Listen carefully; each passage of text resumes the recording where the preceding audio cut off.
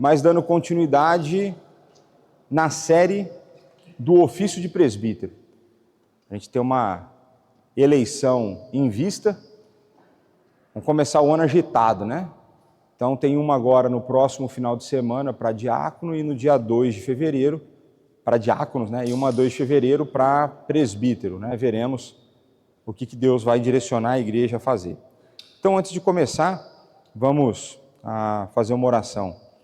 Pai, muito obrigado por mais esse dia de vida que o Senhor nos dá, por mais esse momento que o Senhor nos dá em família, família da fé, na qual nós podemos estudar mais da sua palavra, estudar mais daquilo que o Senhor nos orienta no dia de hoje sobre o ofício do presbítero.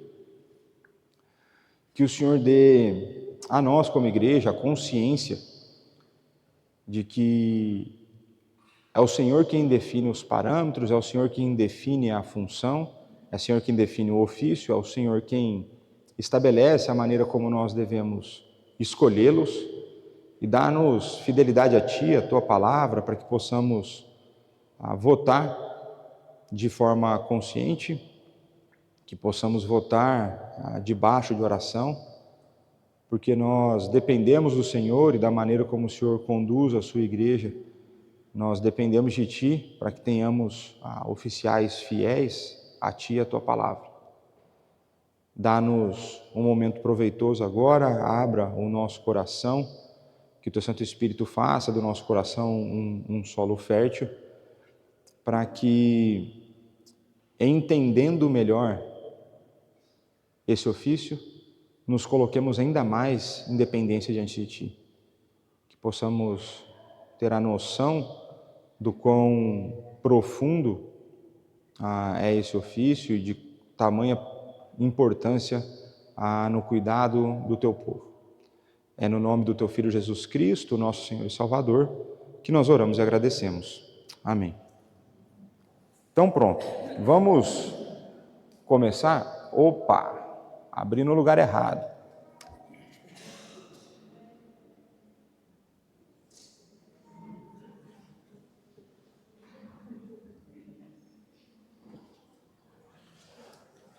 Pronto, agora está no lugar certo. Vamos fazer uma revisão.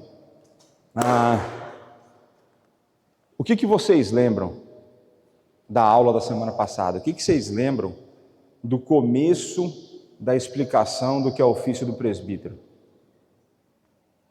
Um de cada vez. Todo mundo falar junto, eu não consigo entender, não consigo perceber. E aí? Vou começar com o presbítero, ver o que ele lembra. As qualificações. Então eu li o texto de Tito, né? A gente tem mais de uma lista de qualificações, mas para cumprir o requisito eu li o de Tito e depois nós entraremos na explicação daquele texto, né? O que mais que vocês lembram? Como? O homem de uma só mulher, verdade. Bom testemunho, boa reputação.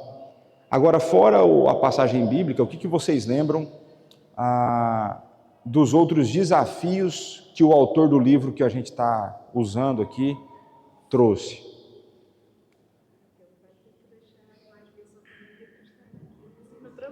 Como é que é? Vai ter que...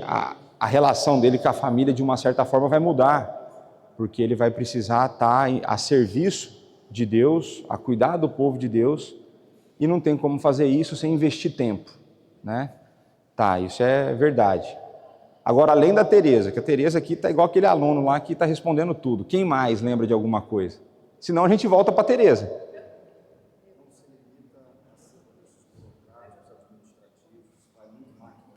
Então, apesar de o ofício ter um aspecto relacionado ao administrativo da igreja, então existe ali, de fato, reuniões que a gente teve que resolver se a gente alugaria um novo espaço ou não. Isso é administrativo, mas em última instância é espiritual, porque nós tomamos essa decisão pensando no povo que está a chegar, pensando em cuidar bem do nosso povo, a dar para o nosso povo segurança, conforto e tudo mais. Então, o Marco trouxe aqui um aspecto importante de que vai além disso. Existe um cuidado com o povo. E o nome disso na Bíblia é o quê? Pastoreio. Então, a função do presbítero é uma função de pastoreio. O que mais que vocês lembram? Então, ele não pode ser o presbítero criticando, o presbítero... Pronto. Aí o Samuel trouxe um ponto importante aí. Presbítero não é político. Presbítero é pastor. E se ele não é político, ele não tem favoritos. Se ele não é político, ele não pode ser o presbítero eleito por determinado grupo para defender determinadas causas. Quem faz isso é político. E normalmente político corrupto. E aqui no nosso meio nós não podemos ter isso. No nosso meio a gente tem pessoas preocupadas com o rebanho comprado com o sangue de Jesus Cristo. Então, eu gostei da maneira como ele colocou, ele é meio que apartidário, né? Ele não vai pegar um grupo ou outro e vai adotar esse grupo, apesar de, dentro do conselho, a gente escolher presbíteros que serão responsáveis para, no dia a dia, lidar com as situações de determinados ministérios. Então, por exemplo, o presbítero Rui é hoje quem está à frente dentro do conselho, pelos adolescentes. Então, se o Natan tem alguma demanda pro conselho a respeito daquilo, ele vai via Rui, por exemplo. Né? Vamos ficar, por exemplo, o presbítero Lucas, ele é o presbítero responsável para fazer a conexão com a junta diaconal. Apesar de eu, como pastor docente, o pastor titular da igreja, ser membro ex officio, então eu posso entrar na junta diaconal a hora que eu quiser, nós temos um presbítero que no dia a dia acompanha essas demandas, para eu não ter que ficar, por exemplo, toda hora lidando com um problema operacional da igreja. Pronto. Então, nós vimos que existe, e aí eu falei que eu não consigo ainda fazer esse diagnóstico aqui em Portugal, mas pela minha experiência de Brasil e de Estados Unidos, normalmente existe uma visão errada do ofício de presbítero dentro das igrejas. Então eles veem, como o Marco trouxe, aquela ideia de uma pessoa que participa apenas de comitês, que participa apenas de reuniões administrativas, que decide, que resolve algumas coisas e depois vai embora para casa, e o povo que se lasque para tentar ser cuidado pelo pastor da igreja. Normalmente é isso. Por quê? Porque na cabeça do povo é o pastor que recebe, e se o pastor que recebe, ele que trabalha. Como se Cristo não tivesse morrido por ele e ele não tivesse recebido a salvação. Como se ele não tivesse recebido algo daquilo que ele não é digno. Mas é uma outra história. E existe uma piadinha que eu fiz aqui, que está escrito ali reforma, né? E no Brasil a gente brincava, pelo menos na igreja que eu fazia parte, de que o diácono, quando ele queria ser reformado, quando ele queria se aposentar, ele tentava virar presbítero. Porque o presbítero não trabalhava. Entendeu? Então agora ele reforma, não faz mais nada, vai lá, participa de uma reunião uma vez por mês, e está tudo certo. Então essa é uma piada que nós fazíamos dentro da junta diaconal. Então quando era diácono, falava assim, agora o Joãozinho vai aposentar, agora ele vai reformar. Por quê? Porque vai concorrer para presbítero, se for eleito já era. Porque daí então cansou, vira presbítero. O que, biblicamente falando, não é uma verdade. Você pode perguntar para os vossos presbíteros se isso é uma verdade. Você pode perguntar, que a Anabela sorriu de alegria, certo? Ela pode perguntar para a esposa do presbítero que ela vai falar sobre isso. Nós vimos também que é uma grande responsabilidade ser presbítero. Então, que ninguém deveria almejar ser presbítero para ter uma posição de destaque, mas sim por querer exercer uma função importante. E o autor do livro vai falar que o presbítero é aquele que dá uma imagem do cuidado de Jesus na vida das pessoas. Então ele fala que o presbítero é aquele que dá forma, a mão, ao cuidado, à preocupação que Jesus tem com o seu povo. E isso é uma responsabilidade absurda. Isso é uma responsabilidade que tem que nos fazer tremer diante dela. Tem que nos fazer, como presbíteros e pastores, a olhar para isso no final do dia e falar: finda-se mais um dia em que eu fui mais uma vez incompetente. Finda-se mais um dia em que mais uma vez eu não dei conta de cuidar do rebanho da maneira que eu deveria. Que eu já disse para vocês, bom pastor tem quantos? Um. E ele vai voltar. Enquanto esse um não vier, o que vocês têm que aturar? Maus pastores. Pastor, mais ou menos. E é o que é. E nós vimos então que existe uma outra falha, um outro pecado na vida da igreja, que é quando a igreja começa a encarar a função do presbítero, a administração da igreja, como uma empresa, na qual você vai querer aplicar as melhores técnicas de gestão dos grandes desenvolvimentos feitos pelos RHs das empresas. E a gente viu que não funciona assim. Eu compartilhei um pouco da minha experiência saindo do sistema bancário e entrando na vida da igreja, a maneira como eu pensava antes e a maneira que eu passei a pensar depois. Então existe na vida da igreja uma forma dela ser administrada que nada tem a ver, na maior parte do tempo, com as coisas lá fora.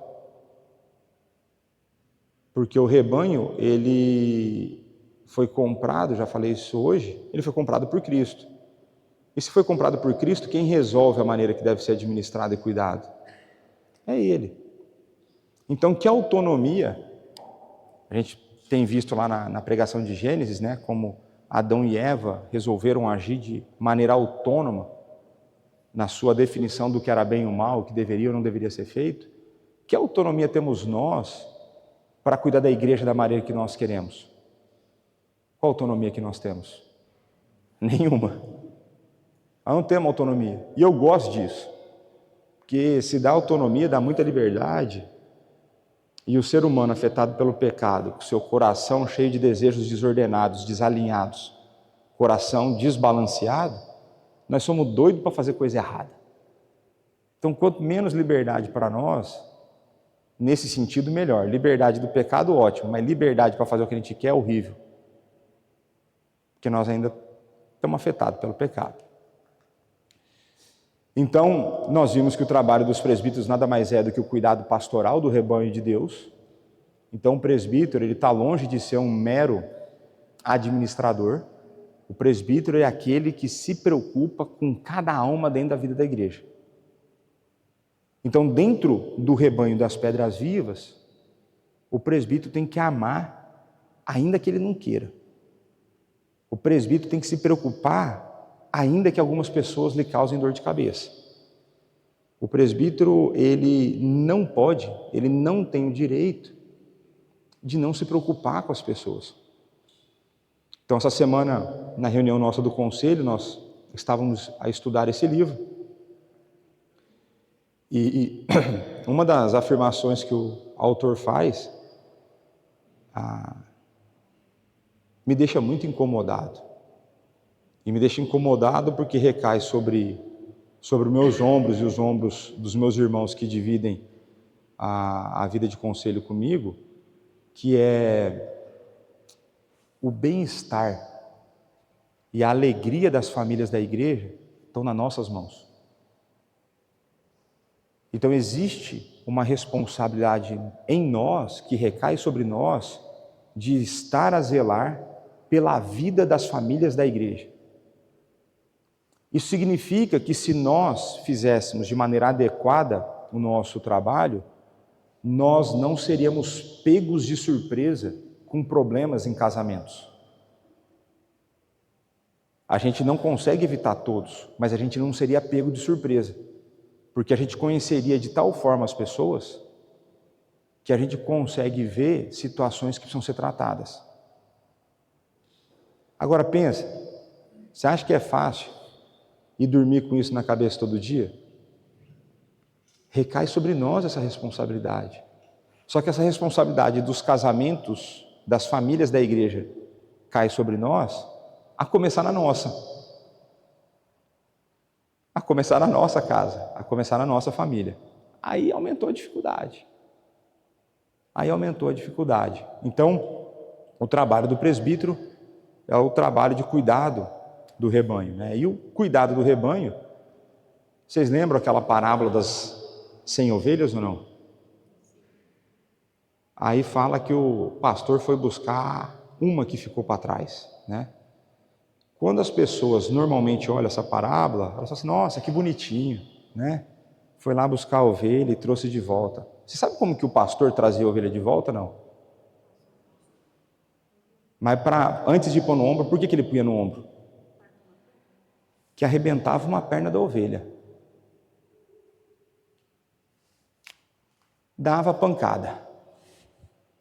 Tinha uma disciplina. E nessa disciplina aí a ovelha ficava impossibilitada de andar, então você punha no ombro e trazia para casa. Tem uma lógica para isso.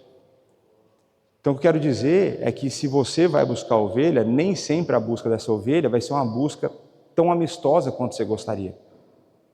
Em alguns momentos essa busca vai demandar de você confrontação. Vai demonstrar de você apontar para a pessoa as falhas que ela tem, os pecados que ela tem insistido. Vai ter hora que vai ser duro. Você acha que é legal? Pensa o seguinte, teve uma situação lá no Brasil que eu fui na casa de uma pessoa e eu fui determinado naquele dia a confrontar um pecado daquela pessoa em que eu tinha sido cúmplice. Eu tinha errado junto, mas eu já tinha me arrependido, já tinha entendido, e eu fui confrontar a pessoa. Esperei até o final do jantar. O rapaz não ficou satisfeito, não. Não ficou satisfeito. E aí eu falei aquela história, né? Tem dois tipos de problema, né? Os meus e os seus, né? Eu já te falei o que aconteceu, já te falei a maneira como nós erramos. O como você vai receber não depende de mim. Não depende.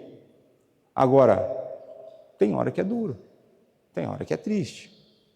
Não é legal. Pô, o meu sonho era ir na casa do povo só para ficar feliz, só para falar de coisa boa, só para falar das conquistas. Mas nós não somos assim. Nós somos inclinados ainda a falhar, a pecar, e não é pouco. Então, o cuidado pastoral demanda isso. E aí a última frase da revisão, de acordo com as Escrituras, os presbíteros são tão pastores da igreja quanto qualquer pastor que tenha recebido treinamento e seja pago para exercer essa função. Os presbíteros e o povo de Deus precisam perceber isso. E a igreja deve moldar a sua vida e o seu ministério de acordo com essa visão. Enquanto nós, como igreja, eu como pastor e os presbíteros como os presbíteros, nós não percebemos que presbítero docente e presbítero regente agem em pé de igualdade e que recai sobre todos a responsabilidade que tem sido descrita até agora, nós vamos ter problema. Nós vamos ter problema. Enquanto o povo de Deus não entender que se ele recebe uma visita do presbítero, que essa visita não é menos, a visita não é menos importante que a visita do pastor, nós estamos com um problema. Enquanto existe uma pastor dependência, a igreja está em problema. A dependência que você tem que ter é do bom pastor. Agora, no dia a dia,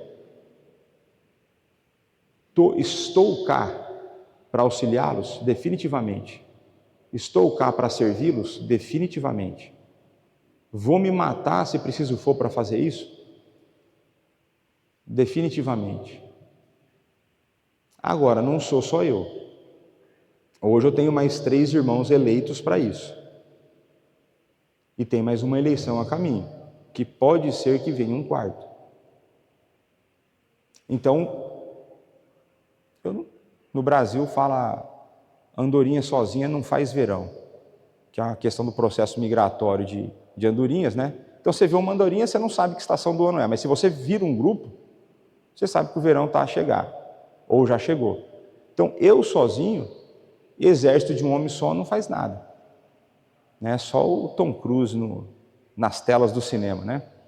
Então nós estamos usando esse livro aqui do John Sitterman, O Coração de Pastor, e nós vamos avançar aqui nessa outra frase. Vocês viram que tem pouca coisa importante aí, né? Então quando você grifa tudo parece que nada é importante, né? Mas vamos ver, olha, na verdade, a tese central deste livro é que essa intensa infecção espiritual no corpo febril de Cristo, que tem levado tantas igrejas a se tornarem fracas, extenuadas e ineficientes, é o resultado direto dessa falta de compreensão da função do presbítero. Veremos que a Bíblia atribui aos presbíteros de cada igreja local o enorme dever de proteger e garantir a saúde do rebanho. Alguns de seus julgamentos mais assustadores são proferidos a pastores que falham nessa atribuição. Se a igreja local deixar de insistir que esse ensinamento bíblico seja obedecido, simplesmente porque os presbíteros não são profissionais pagos, essa igreja acabará sucumbindo aos ataques do maligno. Traduzindo, o que ele está a dizer é o seguinte: hoje em dia existe um monte de igreja doente. Um monte de igreja que nem parece igreja tem hora. E por conta de quê? Porque elas entenderam incorretamente a função do presbítero. Esse é um argumento dele. E essa má compreensão do que é o presbítero vai te levar a quê? Ele vai falar que vai levar a igreja a ceder, a fazer igual Adão e Eva fizeram, a seguir o inimigo, a seguir o maligno, a seguir Satanás. Ela em algum momento ela vai sucumbir em alguma área para Satanás e as suas artimanhas. E se esse é um problema diagnosticado pela Bíblia e na vida real, qual deve ser então a nossa postura como igreja? Nós vamos seguir esse mesmo modelo? Ou nós vamos pensar diferente? Ou nós pensaremos biblicamente? Será que nós vamos ter um modelo de igreja que o que importa é o pastor trabalhar e o conselho não? Essa é uma coisa que nós temos que pensar. E quem cobra o conselho? Todo mundo. É o pastor, é Deus, é a igreja. Sendo que o pastor faz parte do conselho. Então, quando a gente olha que a função do presbítero, ele vai falar que é proteger e garantir a saúde do rebanho, isso vai passar pelo facto do pastor. O João Calvino fala que o pastor tem duas vozes. Uma para apacentar as ovelhas e outra para espantar o lobo. Então, no nosso meio, parte da função do conselho é tocar para fora os filhos de Satanás que estão vindo encher a nossa paciência. E tem a voz que é para apacentar a ovelha. Então vai ter hora que o discurso vai ser duro e tem hora que o discurso vai ser amoroso. É essa a realidade do negócio. Agora, e ele vai falar sobre os piores julgamentos recaem sobre os presbíteros, sobre os líderes da igreja, e é verdade. Então quando a gente olha, agora vamos pensar em termos de liderança espiritual, não ao nome presbítero. Quando a gente olha, tem uma passagem que eu gosto muito, que Jesus fala assim, que ele olha para o povo e ele se compadece do povo. E ele se compadece do povo porque eles estavam exaustos, como que era? Feridos e exaustos, como ovelhas que não têm pastor. Agora, lá fala ovelhas como ovelhas que não têm pastor. Ele não afirma que elas não tinham. Na verdade, eles tinham pastores, eles tinham líderes, eles tinham os fariseus, os escribas, os sacerdotes. Só que esses, ao invés de cuidar, esfolavam as ovelhas. E da maneira como está no texto, feridas e exaustas, quando você estuda os termos, as ovelhas estavam ali feridas de morte. É como se a ovelha tivesse tido a sua pele arrancada. Não o pelo, a pele. De fato, arrancada a pele viva. E ela estivesse sangrando o seu corpo todo. Essa é a imagem do povo quando não é cuidado pela liderança. E recai sobre quem o juízo de Deus? A mão de Deus pesa sobre a liderança. Deus vem e arrebenta líder preguiçoso. Deus vem e arrebenta o líder que não serve o povo. Deus vem e arrebenta o líder que não cuida do povo. Se a Pedras Vivas começar a ter presbíteros que não trabalham, você viu o que eu usei, né? Começar a ter. Significa que hoje não tem. Se a Pedras Vivas começar a ter presbítero que não trabalha, é sinal de juízo sobre a vida de vocês. Porque vocês oraram pouco, escolheram mal, enfim, alguma coisa acontecendo, próprio conselho, que Deus está mandando juízo através de má liderança. Então, o juízo contra aqueles que tomam conta é pesadíssimo. Você vai nos profetas menores, existe um texto muito mal utilizado, e qualquer dia eu vou fazer a exposição de Malaquias aqui. Existe um texto muito mal utilizado no Brasil, que é o texto de Malaquias 3, que é o texto que é usado para pregar sobre dízimo, e que se você não der o dízimo, o devorador virá contra a sua vida, né? E ali, erro de tradução, gera interpretação complicada, mas o livro, a profecia toda de Malaquias, a maior parte do tempo, é contra a liderança, não é contra o povo. Quem estava desviando dinheiro era a liderança, não era o povo. Tinha juízo para o povo? Tinha. Mas os líderes estavam conduzindo o povo nisso. Então recai sobre nós. E Deus vem. E Deus pune. Deus... Por quê? Porque aqueles que cuidam mal da noiva de Cristo, quem vem resolver o problema? É o noivo. E Cristo vem e protege, de fato, a sua noiva.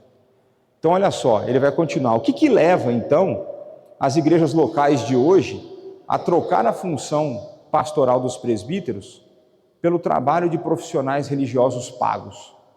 Então, o que ele quer dizer é o seguinte, ó, lá, isso é uma realidade nos Estados Unidos, no Brasil não é tanto.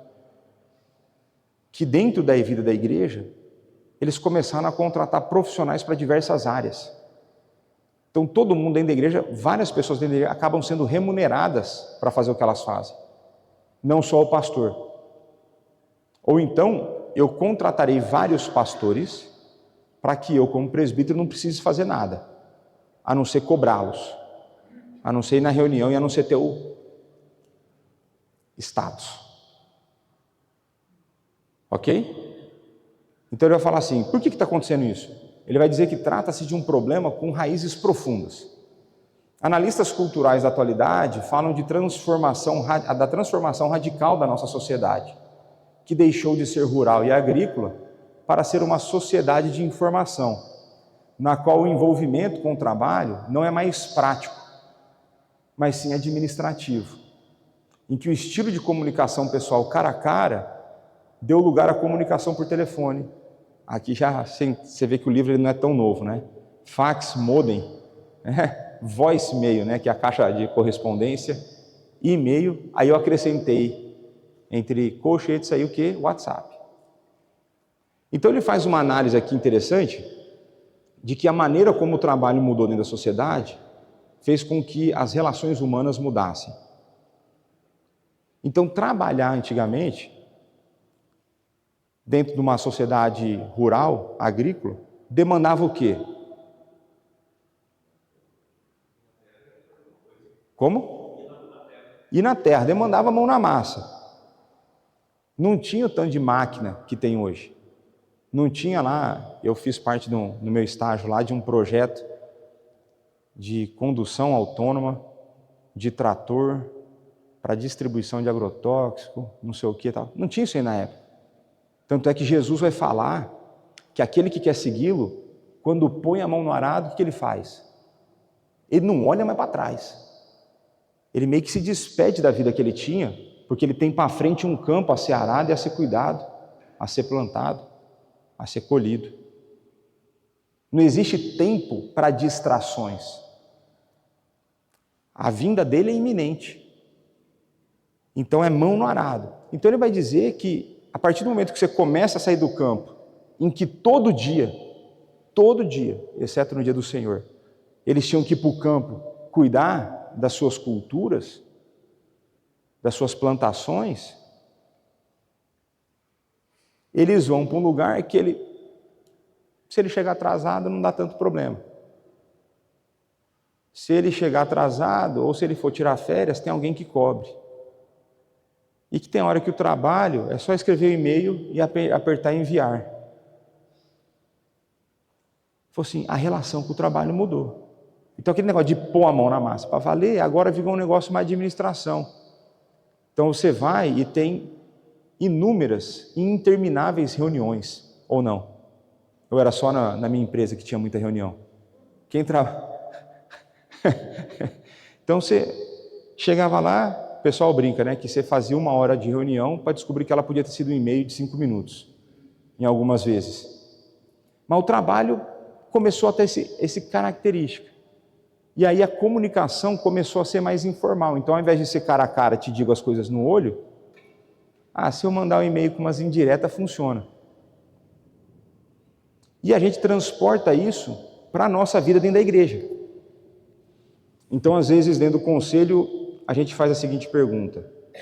Você entrou em contato com a pessoa? Eu entrei. E aí, o que ela falou? Na mensagem dela, eu falei, não. Você ligou para a pessoa. Você falou com ela. Você olhou no olho dela? Não. Aí, a mensagem. Como qualquer outra que chega lá, como o spam que chega para você, como um telemarketing que te manda um WhatsApp. Então, ser presbítero demanda até essa chatice de usar o telefone para aquilo que ele foi inventado. O pessoal novo não sabe, mas o telemóvel, quando ele foi inventado, era para fazer ligação. E hoje é o que você menos usa o telemóvel. Tem muitos aqui que nem lembram a última vez que ligou pelo telefone. Talvez pelo WhatsApp você liga, né? Mas nem sabe mais, né? Se não tiver a operadora de telemóvel lá, nem mais importa. Se tiver o Wi-Fi, está tudo resolvido. Então, essa maneira de enxergar o trabalho, e o trabalho molda a vida, num certo sentido, porque foi para isso também que nós fomos criados, isso molda a vida dentro da igreja. Então, se agora eu chego na empresa, e quem trabalhou em corporações maiores, então, por exemplo, o banco que eu trabalhei tinha quase 100 mil funcionários. Então, você tinha lá quase funcionário para tudo. Então, você tinha o funcionário especialista em fazer isso aqui. O funcionário especialista em fazer aquilo outro. Aí quando eu fui, só que no Brasil a gente tem jeitinho, né? Então você fazia um negócio, ajudava um amigo seu, tal. Mudei para os Estados Unidos, o cara olha assim e fala assim, não, isso aqui não é minha função, eu não faço. Está na minha descrição de trabalho? Não, então eu não faço. Pô, mas me ajuda aí, é um problema seu, você recebe para isso, eu não. Eu recebo para aquilo outro. Uma cultura mais individualista, baseada na especialização. Agora, pensa numa cultura desse tipo, se não seria tranquilo a pessoa falar assim, veja bem, quem estudou para cuidar de gente? O pastor. Quem recebe para cuidar de gente? O pastor. Então, eu como presbítero tenho que fazer o quê? A função administrativa de cobrar o pastor para ele fazer o que tem que ser feito. Não parece ser uma consequência natural? Essa é a proposta dele aqui. E ele vai falar o seguinte, tais transformações afetam a maneira de vermos como pessoas, de nos vermos como pessoas, de entendermos o nosso propósito na terra e a forma como vivemos na presença de Deus e nos relacionamos com o nosso próximo. Essas mudanças também exercem uma influência sobre o modo como vemos a igreja e dentro da igreja. O modo como relacionamos uns com os outros e exercitamos o amor cristão, nos preocupando uns com os outros. Então, existe uma mudança que tem que acontecer no nosso coração, que é a maneira como a gente se relaciona com as pessoas. E isso tem que acontecer na igreja como um todo. É em cada indivíduo. Mas, em última instância, para a liderança, isso é mais do que essencial. A gente não pode ser pastor e presbítero se eu não olhar para as pessoas diferente do que o mundo olha. Se eu olhar para a pessoa e esquecer que ela tem uma alma a ser cuidada, esquece, eu estou completamente fora do propósito divino para isso. Existe uma forma do meu ministério ser moldado. O meu ministério tem que ser moldado de acordo com a palavra, considerando que pessoas foram criadas à imagem de Deus, num mundo hoje caído, e que porque esse mundo é caído, as pessoas terão sofrimentos, as pessoas terão dores, as pessoas lutarão contra tentações, elas lutarão contra o pecado, perderão para o pecado, e aí a nossa função como liderança é ir atrás dessas pessoas e auxiliá-las nas suas dificuldades. E se isso é verdade, um presbítero no formato que ele apresenta no começo, que é o administrativo, está fora da realidade. Está fora da realidade da igreja. Então na igreja a gente enxerga as coisas de um jeito diferente. Na igreja a gente lida com ovelha de Cristo. E tem hora que eu penso isso. Eu falo, aquele fulano de novo. Que tem umas pessoas que elas dão mais trabalho que as outras. Eu acho que talvez fosse esse o espinho na carne de Paulo, estou brincando. E tem hora que você fala assim, agora a pessoa está entrando no eixo. Agora ela está começando a trilhar o caminho. Ela vai e dá outra bola fora. Aí você fala, mas de novo, a pessoa não se ajuda. Ela não se ajuda. Aí qual que é a minha vontade do homem natural? Por recomendação do Marco eu não posso falar. Agora, qual que é a recomendação bíblica? Vai lá buscar. Vai lá conversar. Vai lá perceber o que está acontecendo, o que está acontecendo na vida dessa pessoa. Vai lá quebrar as pernas e carregar no ombro.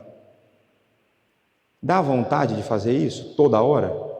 Não dá, meu. Tem hora que eu quero que a pessoa... Eu não posso falar. Tem hora que eu não quero. Tem hora que eu quero sentar lá no sofá de casa, ligar a TV e assistir uma série. E ver o que pessoas fazem na TV que eu não posso fazer, né? Para quem sabe o tipo de série que eu gosto, entendeu a piada. Mas eu não posso. Por quê? Porque não foi para isso que eu fui chamado. Eu não fui chamado para fazer o que eu gosto. Eu não fui chamado para fazer o que eu gosto. Eu fui chamado para fazer o que tem que ser feito. E na minha geração isso era mais comum. Na geração de hoje, putz, esquece. Né? Depois vocês sabem o tanto que eu amo essas gerações mais novas. Amo mesmo, só discordo de um monte de coisa. Mas na minha geração, assim, eu aprendi isso lá em casa. Você faz o que tem que ser feito. Engole o choro, fica quieto e vai para cima. Hoje o povo não sabe lutar por essas coisas, né? Então, eu estava a ver um vídeo de um pastor ontem, inclusive um pastor que eu não gosto, mas que eu acho que ontem ele acertou. Ontem ele falou um negócio bastante interessante. Exatamente nessa linha de que a gente não faz o que a gente quer. Ele vai falar que a vida do pastor é uma vida de tensão 24 horas por dia, 7 dias por semana. É uma vida que, em termos de preocupação, você meio que não tem descanso. Porque em algum momento, alguma desgraça vai acontecer com alguém dentro da tua igreja. Isso é a vida. Vai ser um acidente. Vai ser um aborto espontâneo. Uma mãe que perde uma criança. Vai ser um cônjuge que adultera. Mais hora, menos hora, isso vai acontecer. Agora, que hora que isso vai acontecer? Eu não sei, porque eu não tenho um cronograma de Deus. Agora, isso está comigo. Aí ele vai falar assim, então essa tensão ela é constante. Fora essa tensão, aí você tem que preparar a aula, você tem que pregar. E eu vivo numa luta, né? Ontem eu estava a conversar com a Dani sobre isso. Eu vou, e meio que eu sei já durante a semana o texto que eu vou pregar. Então eu estudo, eu leio o texto, todos os dias eu leio o texto. Aí eu começo a olhar comentários sobre o texto. Eu estudo as palavras, algumas palavras do texto. Eu vou e ouço algumas aulas que eu tive sobre o texto. O texto está aqui, ó. Está aqui. Você fala assim, me explica o texto. Aí a gente senta e eu explico. Agora, põe no papel o que você vai falar para o povo. Aí começa uma luta. O que eu tenho que falar para o povo? Qual que é a mensagem que Deus tem para vocês nesse domingo? E tem dia que eu sento e eu escrevo 2, 3 linhas e eu levanto e falo, será que é isso? E não dessa maneira louca assim, mas quase lá, em que esse conflito e o coração fica incomodado com o peso de, será que eu estou falando o que tem que ser falado? Será que eu estou sendo fiel à palavra de Deus? Será que é isso que o povo está precisando ouvir? E tem hora que a Dani fala assim, eu não consigo te entender. A pregação é amanhã e você não terminou. Eu falei, eu também não. Eu queria terminar na terça-feira e passar o resto da semana de boa fazendo outras coisas. Mas aquele texto, ele fica lá na minha cabeça assim, ó. E tem hora que eu acordo no domingo pela manhã, eu vou revisar e vem um monte de ideia. Então tem várias revisões que eu faço 6:30 da manhã no domingo. Eu queria ter outro modelo de funcionar, eu queria. Mas para mim tem sido essa pressão constante, na maneira como Deus tem trabalhado, que me leva a uma dependência dele, a não confiar naquilo somente que eu estudei. Somente confiar naquilo que eu estudei é o caminho do fracasso. Existe uma forma como o Espírito conduz a igreja, que ele traz uma mensagem para você, tem hora que eu falo coisa no púlpito que eu não estudei. Mas na hora veio. E estava no contexto. Mandou a mensagem. Então, existe essa tensão, existe essa preocupação. E se isso não tomar conta do meu coração, se eu não me preocupar com vocês, se os presbíteros não se preocuparem com vocês, esquece, é melhor não ser. É melhor não ser. E aí eu sei que na hora que o final que esse pastor vai falando essa vida de tensão, como é sofrido, e como a vida dele agora, que ele não está exercendo o ministério pastoral, é mais gostosa, a pessoa pergunta, então você não quer voltar? Ele falou, não, estou doido para voltar. Eu falei, como assim? Você está falando que a vida é melhor do que a pastoral e você quer voltar para a vida pastoral? Ele fala assim, então, é porque eu fui chamado para fazer isso. E não importa o que eu gosto, eu tenho um dono, eu tenho um Senhor, eu tenho quem me comprou e ele me deu uma ordem. E se ele me deu uma ordem, não me importa o que eu gosto. Ninguém está te perguntando o que você gosta. O que Deus está mandando é faça. É a inclinação que nós temos que ter. E agora nós vamos entrar num outro livro rapidamente, que é uma igreja liderada por presbíteros, desse senhor simpático aí, o Murray Capel. Ele vai falar o seguinte, ó. Os 3 primeiros termos que examinaremos são encontrados em Atos 1 e 1 Pedro 5. 1 Pedro 5 eu já expus aqui, que é uma tríade de termos intercambiáveis. Você lembra, certo? Intercambiável, você usa, tanto faz, está falando mais ou menos a mesma coisa. Então, quais são esses 3 termos que ele vai falar? Presbítero, a gente traduz no português como presbítero, mas pode ser traduzido como ancião, essa é a ideia, e a palavra em grego é presbíteros. Por que nós estamos dando como presbítero? Não sei, né? Aí tem o outro que é o pastor, que é o poimen. Então você tem lá no seminário, você tem a matéria de poimênica, é a matéria de cuidado pastoral.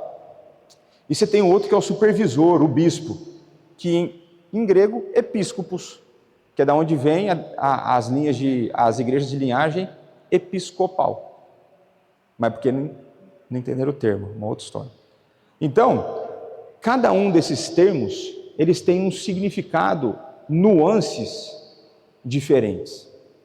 Então eles são usados de forma intercambiável, mas a maneira como eles são usados denota uma função específica daquela função. Então vai ter hora no texto, no mesmo verso, que vai falar assim, ó, vocês como presbíteros façam como episcopos. Ué, mas peraí, é a mesma coisa.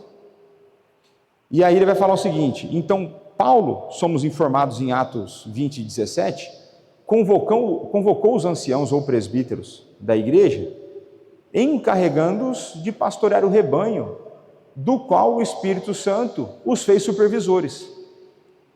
Atos 20 e 28. Então, no mesmo texto, ele fala, ó, vocês foram chamados para ser presbíteros, então faça o trabalho de bispos. Então, a mesma coisa. Então, da mesma forma, na primeira carta de Pedro 5, de 1 a 4, o apóstolo Pedro agora se identifica como um presbítero. Vocês lembram? Eu, presbítero como vós, um colega presbítero, na verdade, e encarrega os presbíteros da igreja de pastorear o rebanho, supervisionando sem interesse próprio. Então precisamos explorar cada um desses termos e então adicionar mais dois. Quais são esses dois termos que ele vai adicionar? O que é usado como liderar, esse proistemi, é usado como liderança, para descrever não apenas um dom espiritual, mas também o trabalho do presbítero. Então o presbítero, ele não é aquele que só lidera espiritualmente, ele não é só aquele que tem uma função, ele vai liderar pelo exemplo. Então eu comentei com vocês, quando a gente olha a lista de qualificações de um presbítero, todo crente deveria ter aquilo. Então por que ele coloca isso para o presbítero? Porque o presbítero tem que servir de exemplo. E se o presbítero não servir de exemplo, o povo normalmente não vai fazer. Então existe essa função de liderança, de ir à frente do povo. E consideramos também a designação de mordomo. E aqui o oikonomos é a ideia de um servo que vivia dentro da casa e que ele era responsável pela gestão toda da casa da família. Então o presbítero, ele é um servo dentro da casa de Deus e que ele administra e cuida da casa de Deus do jeito que Deus mandou. Porque servo não tem liberdade. Vocês lembram que a tradução de servo que eu gosto é escravo. Escravo não tem liberdade para fazer o que quer. Ele faz o que tem que ser feito. Então, se o presbítero é um servo, ele é esse mordomo das coisas de Deus, o presbítero, em certo sentido, assim como o diácono, ele não escolhe o serviço que tem que ser feito. Mais uma vez, ele faz o que tem que ser feito.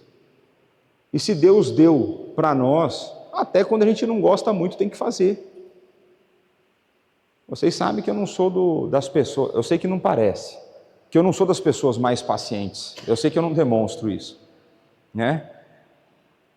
Mas eu tenho que usar de paciência. Eu sou, naturalmente, uma pessoa mais bruta. Eu sou um cara bruto, eu peco nessa área. Mas Deus me chamou para ser gentil. Aí eu tenho que lutar com isso e, como pastor que sou, ser gentil no meu pastorado. E isso vai valer também para o presbítero. Agora vamos sair de algumas definições dos livros e vamos entender como a nossa denominação, a ICPP, a Igreja Cristã Presbiteriana de Portugal, entende esse ofício. Então olha só o que ela vai dizer: os presbíteros, docentes e regentes têm conjuntamente a responsabilidade do governo e da supervisão espiritual da igreja, incluindo o ensino. Somente os presbíteros especialmente dotados, esse especialmente dotado é complicado. Isso é complicado, você pensar assim, tem um especialmente dotado, você olha para, não é assim, especialmente dotado. Chamados por Deus, aí sim, e treinados para pregar a palavra, podem servir como presbítero docente. Então, basicamente, o que ele disse aqui, pastor só pode ser quem foi para o seminário. É mais ou menos isso que ele está falando aqui. E aí no 10:7 vai falar que o presbítero e o diácono devem ser assíduos e pontuais no cumprimento dos seus deveres. Assiduidade significa o quê? Como? Está presente. Então o presbítero ou o diácono pode estar ausente da igreja? Em exceções, não como via de regra. Então se a pessoa tem uma dificuldade com o trabalho dela, que impede de assiduamente ela estar na igreja, ela não pode servir como liderança. Ninguém está a falar aqui que é mais crente ou menos crente, mais salvo ou menos salvo. Está a falar que não serve para a função. É isso. Só que não para por aí. Ele vai falar que irrepreensíveis na moral, sãos na fé, prudentes no agir, discretos no falar e exemplos de santidade de vida. Está fácil? E isso é de presbítero e diácono. Agora você vai ver, irrepreensível na moral, sãos na fé. Aí você tem oficial que não tem vida devocional. Faz sentido? O líder da igreja, que não se dobra aos pés da cruz e não busca a Deus em oração, não lê as Sagradas Escrituras e não pensa dela, pode ser são na fé? É impossível, gente, é impossível. É impossível. Fazendo tudo isso tem hora que é difícil. É impossível ser são na fé se você não tem vida com Deus. Não tem como você falar, não, minha fé está alimentada. Alimentada por quê? Do jeito que você está vivendo deve ser por Satanás, porque não é por Deus. Não é por Deus. Aí tem que ir prudente no agir. Eu preciso ler mais esse estatuto, porque é muito bom. Prudentes no agir, discreto no falar. Mas vamos avançar. E aí na outra semana, quando a gente fez a dos diáconos, eu falei sobre a doutrina da vocação, que está no mesmo regulamento interno da nossa denominação. E a doutrina da vocação, de maneira resumida, existe um chamado interno, então Deus coloca no coração da pessoa o desejo por exercer aquela função. Então um dia eu senti no meu coração, de uma maneira bastante intensa, de que Deus me queria no ministério. Isso é o chamado interno. Agora, não basta o chamado interno. Por quê? Porque às vezes a gente sente coisa errada. Não é verdade? Ou só eu que sinto errado, tem hora? Tem hora que eu sinto coisa errada. Vocês sentem coisa errada? Então, e aí existe a ideia do chamado externo, que é a confirmação que vem da igreja. Então não basta você achar que você tem condição de exercer alguma função na igreja, é a igreja que tem que reconhecer que você tem essa capacidade. Então são as duas coisas. E aí então, o chamado vai sendo confirmado, interno, externo e no caminhar disso. No caminhar disso. Agora, o que é a visão sobre presbítero? Então eu falei lá no começo de oficiais, na hora que eu falei do prudência no agir, discrição no falar, tudo, é o que os oficiais devem ter, presbíteros e diáconos. Agora, o que a denominação pensa exclusivamente sobre os presbíteros? Então está lá, o ofício do presbítero é de dignidade e utilidade. Os títulos que as Sagradas Escrituras dão, a Sagrada Escritura dá ao presbítero, é bispo, pastor, presbítero ou ancião, indicam funções diversas e não graus diferentes de dignidade do ofício. Quando supervisiona o rebanho de Cristo, chama-se bispo ou pastor. Como ele deve ser sóbrio, prudente e deve governar bem a sua própria casa, assim como o reino de Cristo, lhe é dado o título de presbítero ou ancião. Quando expõe a palavra e convence o ouvinte, é chamado de professor. Então você tem termos diferentes para se referir à mesma função. Segundo parágrafo. O que cumpre este ofício deve conhecer. Então, quem é o que cumpre esse ofício? O presbítero. O presbítero deve conhecer a Bíblia e a sua teologia. Então, não basta a pessoa citar versos de cabeça. Ela precisa saber a teologia da igreja que ela está. Não adianta ele querer ser presbítero aqui e vir fazer revelação através da abertura aleatória da Bíblia. Não funciona assim. Aqui não funciona desse jeito. Em nenhum lugar deveria funcionar, mas aqui não funciona. Então você precisa saber a teologia de onde você está. Você tem que estar de acordo com a teologia da sua denominação. Você não pode entrar para exercer o ofício se você discorda de tudo. Porque você vai assumir um compromisso diante de Deus que você concorda com isso. Então ele tem que conhecer Bíblia e teologia. Para conhecer Bíblia e teologia demanda o quê? Estudo. Vai demandar vida devocional e vai demandar estudo. E não por acaso a Pedras Vivas tem um curso de teologia. Não por acaso a Pedras Vivas investe em escola bíblica dominical. Não por acaso a Pedras Vivas investe em pequenos grupos. Não por acaso, está entendendo? É conhecer a Bíblia e a sua teologia, é estudo. Aí ele tem que ser competente Essa eu deixo para vocês. Tem que ter cultura geral. É o tipo de pessoa que você tem que conseguir conversar de assuntos diversos. Porque ela vai ter que lhe tratar com pessoas diversas e você tem que entrar no mundo das pessoas. Então, o ter trabalhado num banco e numa consultoria me ajuda em vários momentos a entrar em algumas conversas que, se eu não tivesse tido essa experiência, eu não entraria. Mas me ajuda a entender um pouco o mundo da pessoa. O que mais que ele tem que ser? Olha lá, ser íntegro na fé, ter uma vida irrepreensível, ser íntegro na fé, eficiente e zeloso no cumprimento dos seus deveres. Então não adianta só ser zeloso, é eficiente e zeloso. É fazer bem feito e de maneira eficiente. O que mais ele vai falar? Nos seus cumprimentos e deveres. Apto para ensinar. E aqui existe normalmente uma má compreensão desse apto para ensinar, de que todo presbítero teria que estar apto para vir expor a palavra no púlpito. E não é esse o ponto da aptidão para o ensino. Quando você evangeliza alguém, o que você está a fazer? Você está ensinando todas as coisas que eles devem guardar, Mateus 28. Então, estar apto para o ensino pressupõe a capacidade de articular verdades bíblicas para tentar convencer uma pessoa. Isso pode ser na evangelização, isso pode ser num pequeno grupo, isso pode ser numa devocional, numa reunião de oração. Aptidão para o ensino. Não é vir necessariamente dar uma aula de EBD. Apesar de que alguns vão ter essa habilidade e outros não.